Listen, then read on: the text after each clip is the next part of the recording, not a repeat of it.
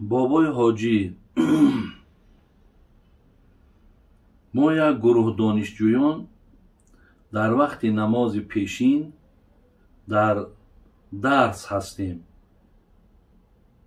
قضا می شود. چیکار کنیم؟ در آخر در حقمون دعا کنیم. الله مهربان همه این دادرای ما که امروز در دانشکده ها تحصیل میکنن و انشاءالله بگیم امید این ملت هم همین است که اینها با یک اختصاص های مخصوص دانشکده ها را ختم میکنن و آینده برای بهبود و برای آبادی این دیارمان و ملتمان خدمت میکنن. اولا خدای مهربان همه شما را عمر دراز بتاد، ایمان کامل تون بتاد و الله مهربان از زمره بچه هایی که ناموس و ننگ داشته باشین، از زمره دانشجوی هایی باشین که به دانش خودتان به مهنت خودتان مقصد مرحله به مرحله پیش روین و الله مهربان در حفظ امانش نگهتان داره. اولا برادرای عزیز، نماز شما همان یک برنامه مسلم پرو هست، همون را از داخل اینترنت بیابین برادرای عزیز. در همون مسلم پرو اولی وقت از همونجا میابین. حاضره در اولی وقت 12:25 میگم. شما اگر در همون اولی وقت 12:25 اگر وقتی خالگی تان باشد یا وقتی خراخری تان باشد همون حالت در خانین دیگر نمازتان قضا نمیشه. شرط نیست که شما در ساعت 1 خوانین یا در ساعت 1:30 خوانین. برای همین در همون ساعت 12:25 هم که شما اگر نماز پیشین تان خوانین این هم میشود. لیکن اگر امکان نشید برادرای عزیز، یعنی هیچ لحظه نشید که شما نمازاتون ادا کنین، اگر چندی که برای ادا کردنش یک سعی کو، یک حرکت کن، امکانش باشد بخوان. لیکن اگر نیافتی و شرایط و امکانیت جای نماز خواندن، بعدا برادر عزیز ایرا که گویم تا نماز عصر امین اول قضاتون میخونین و بعدا نماز عصرتون میخونین.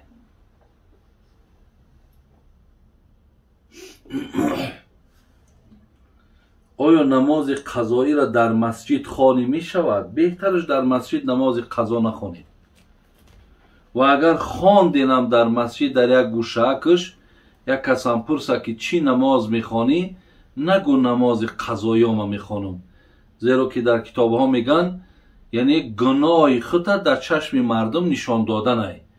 یعنی مردم تو داننده است که ما یک زمان مقصد تماما نماز ها ما نمیخواندم.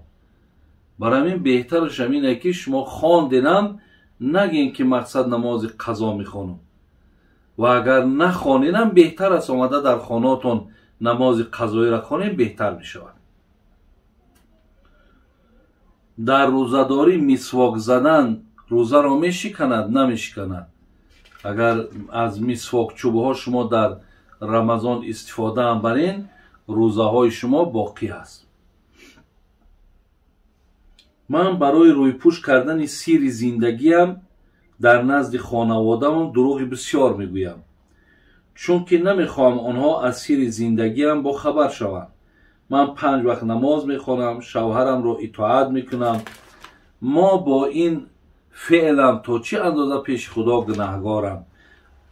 البته مقصد این عادت خوبی هست که وقتی خواهرای ما از مشکلات های زندگیشون گپ نمیزنن، زیرا که امروز در همه زندگی ما مشکلات های برادرای عزیز بگیم وجود دارد.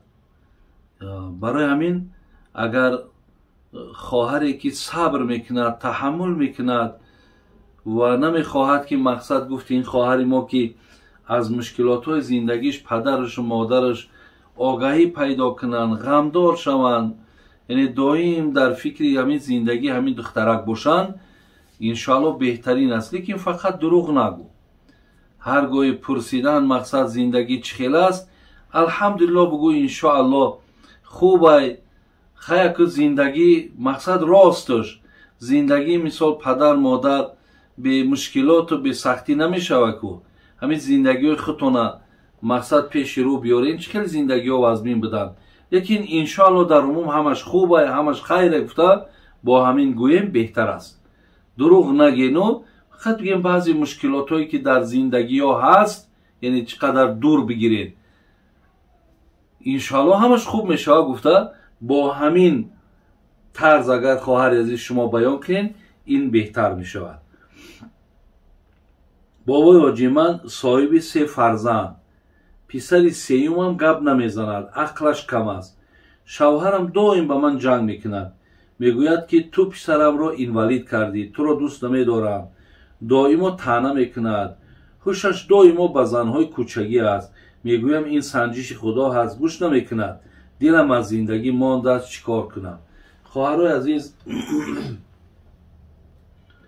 همین در هر یک مشکلات های زندگی شما در حال مانده نشناخی.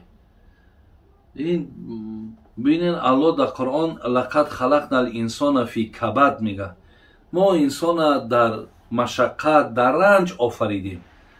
برای همین عزیزای خدا میگن که در این عالم دلی بیغم نباشد، اگر باشد دلی آدم نباشد. خواهر عزیز، یگان دل در امروز نیست که غم نداشته باشد. برای همین شما الله مهربان که همین قد توفیق داده که همون را از الله میبینی و همین را سنجش الهی میبینی، همین برای تو باید کمکت کنه. یعنی آدم وقتی که رضا میشود در قضای الهی، وقتی هر یک مشکلاتی که آمد از جانب الله که دید، همین اعتقادش باید او را یاردم کنه. اگر چنده که شوهرت میگد این عیبی تو بود، این را مقصد تو اینوالید کردی، وای گفتن میگیرد، او را خدای مهربان همین نعمتی که تو را داده که تو همین را از الله میبینی او را نداده. برای همین هیچ وقت با گپ های این خیل آدم ها مانده هم نشه، خسته هم نشه. الله را سپاسگزاری که زندگی تا دوام دادن، بگی پیروزی هم در دستی توی، غالبیت هم در دستی توی و الله هم به طرفی توی. برای همین بگذار وای طعنه میکند، بگذار وای به زن کوچگی دست درازی میکند، انشالله وای جوابش در پیش الله میگه، وای جزاش میگیره. لیکن شما انشالله همون صبرتون کنین خواهر عزیز، به الله تکیه کنین، همش خوب و نیک میشد. دل ما زندگی مانده، من خدمت میکشم، من مقصد دیگر قطعی آدم زندگی کردن نمیتونم. انا همیتری و این وسواسه، این بیراه کردن ابلیس شیطان است تا که میخواهد زندگی های شما کنده شود، زندگی های شما ویران شود. برای همین خواهر عزیز هیچ وقت نگو دل من زندگی مانده است. انشالله زندگیت خوب میشه. با همین عقیده داره زندگی که زندگی تو را بسیار آسان میکنه. هر کسی که اگر با ایمان، با توفیق، با بگیم اطاعت خدا، با هر چی میه ای نزد الله میبینه، برای این زندگی بسیار آسانه. انمو زندگی های ما را بسیار دشوار میکند، تاریک میکند، سخت میکند وقتی چیزی که به سرمان میاد ما از الله نمیبینیم. انا ایده بعد ما دا مشکلات ایجاد میشود. خداوند خواهر عزیز صبرت یاو و الله مهربان فرزندایی که به این حالت روز قیامت که شفاعت کننده میشوند، خداوند شما را از شفاعتی برخوردار کنه. آمین یا رب العالمین.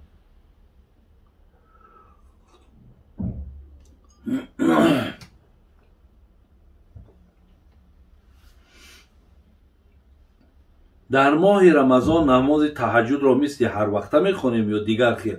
نه، نماز تهجد برادرای عزیز و گرامی در ماه رمضان هم همون تهجده.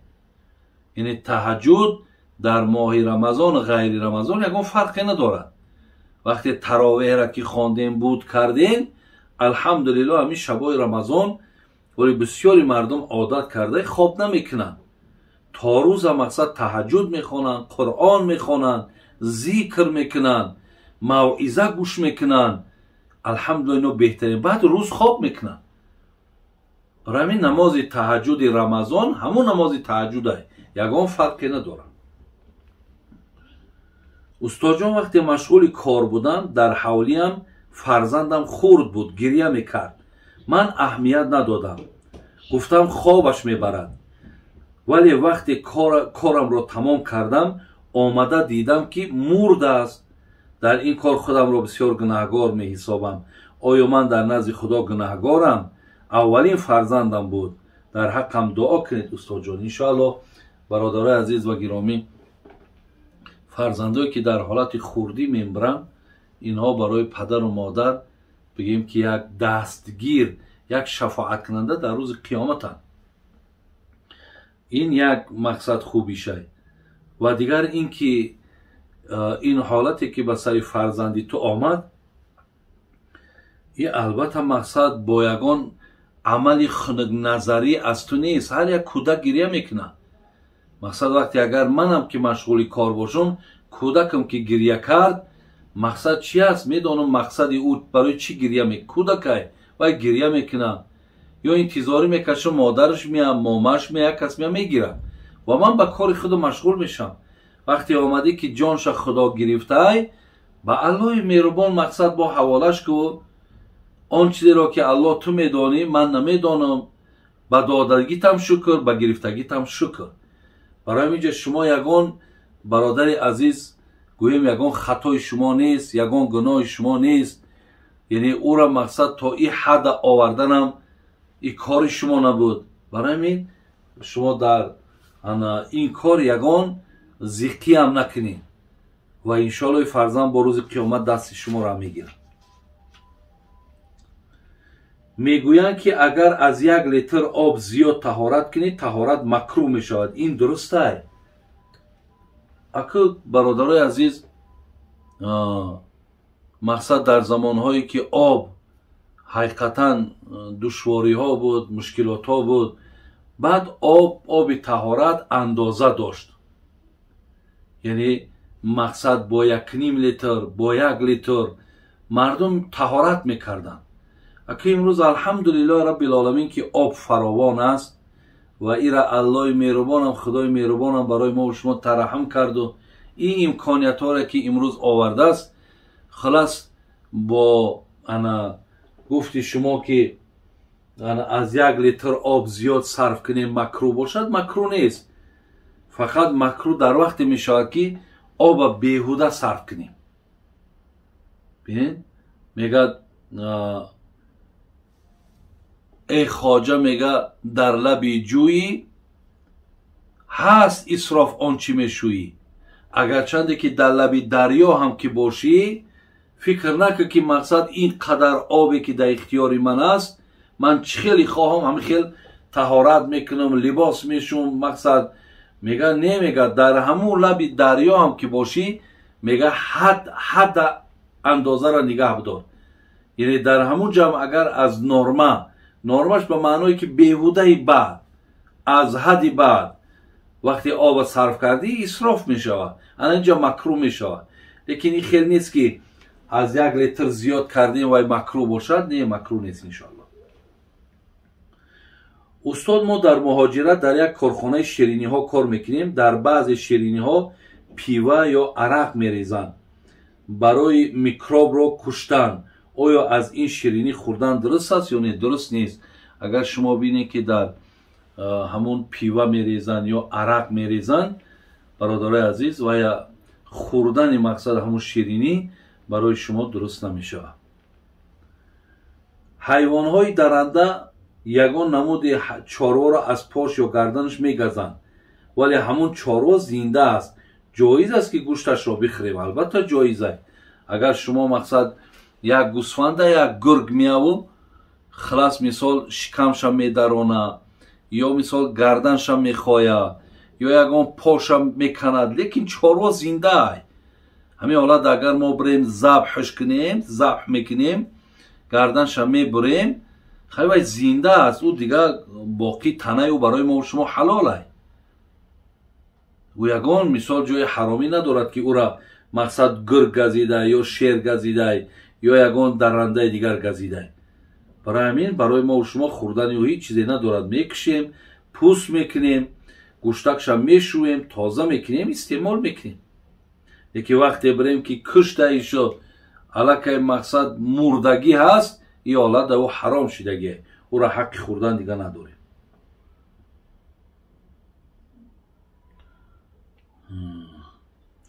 ҷавоне ки аз рӯи бешароитӣ зан гирифта наметавонад назди худо гунаҳгор аст? Не. ҳар як зане ки вақте ки мақсад ҳар як марде ки зан гирифта наметавонад, яъне шароит надорад, имкон надорад, агар мақсад ҳатто дунёро безанам ки падруд бага, вай гунаҳгор нест, зеро ки вай маъзур аёд, вай азр дорад, яъне шароит имконияте надорад ки зан бигираву зандорӣ кунад. мегӯянд ки дар вақти намоз пой аз ҷои намоз агар берун равад, ҳамчунон аст ки ӯ пой дар оташи дӯзах месӯзад. Не, гапо ягон асл надорад. вақте пои мо отай болои ҷои намоз бероҳа мешавад, ё дар мисол бигем ки аз ҷои намоз мо дар болои ягон замин мемонемш, дар рӯи мақсад чизе ки бошад фарқ надора мақсад, яъне пой ай рӯи ҷои намоз бероҳ шиданам ягон намози мо туда ягон зиёну зарарам пайдо намекунад. як бародар мегӯяд ки қабрканӣ бисёр зарар дорад. ман дар русия қабр мекунам. оё ин дуруст аст? ягон зарар надорад. ҳар касе ки қабр мекунад, алахусус бачаҳое ки дар муҳоҷират, шумо агар дар қабрканӣ машғулан бошен, ин кор кори савоб ай, ин кор кори гуноҳ нест.